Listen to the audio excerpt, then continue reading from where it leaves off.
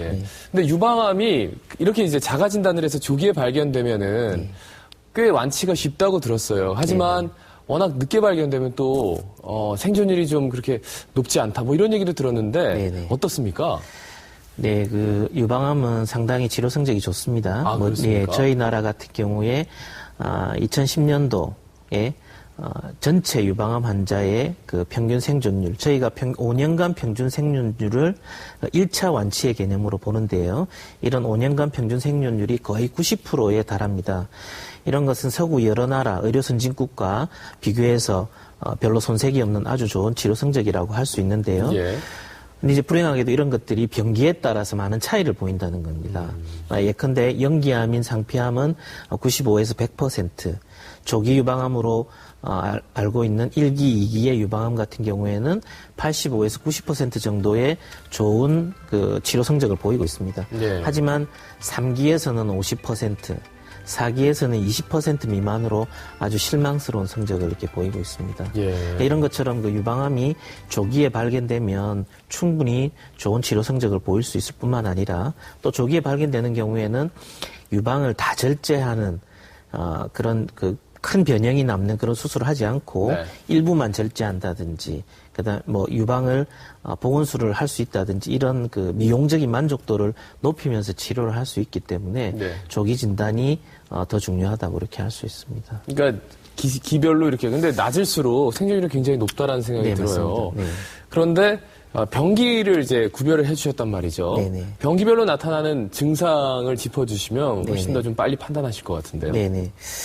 뭐 저희가 그 병기를 구분을 하는 방법은 종양의 크기나 그다음에 겨드랑이 림프절에 전이가 갔는지 또는 원격 장기에 전이가 갔는지 이런 거에 따라서 2cm, 5cm, 겨드랑이 임파선 개수의 4개, 3개 이런 여러 가지 복잡한 내용들을 종합을 해서 연기, 1기, 2기, 3기, 4기 이렇게 나누기는 합니다. 하지만 이런 그 기수에 따라서 특별히 어떤 증상들이 따로 정확하게 구분되어지지는 않습니다. 뭐 슬라이드를 보시면 보통 연기나 1기 같은 경우는 뭐 자각 증상이 없는 무증상인 경우들이 대부분입니다. 그러니까 유방암에서 가장 흔한 증상인 무통성 몽울, 만져지는 것이 가장 흔한 증상인데 이런 증상 없이 정기검진이나 국가암검진을 통해서 발견되는 이런 경우가 대개 연기 1기가 해당이 되고요.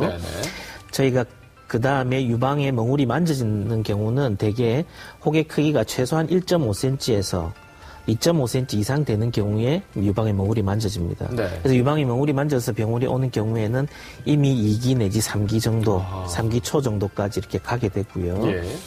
3기 후반이나 4기로 넘어가게 되면 이미 병이 많이 진행이 되게 되므로 피부색의 변화, 그 다음에 또 피부의 변화, 그러니까 피부색이 선홍색으로 변한다든지 보조개처럼 함몰이 생긴다든지 그런 것들이 생길 수 있고요.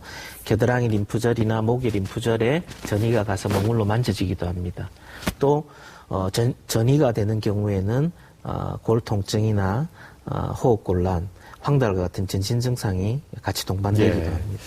근데 제가 이게 들어보니까 그 앞서 우리가 이제 자가 진단이라고 해서 멍울이 만져지느냐 아니면은 피부 색깔이 변하느냐 이런 것들을 인식하고 오면은 꽤 늦은 상태가 될 수도 있다라는 생각이 들어요. 그래서 유방암의 정기 검진이 진짜 중요하구나. 이런 생각 다시 한번 하게 됩니다. 네, 유방암의 정기 검진이 중요하기 때문에 뭐 저희 보건복지부 유방암학회, 유방건강재단 여러 기구에서 정기 검진을 꾸준히 하실 수 있도록 많은 그 캠페인을 하는 이유도 그런 이유입니다. 그러네요.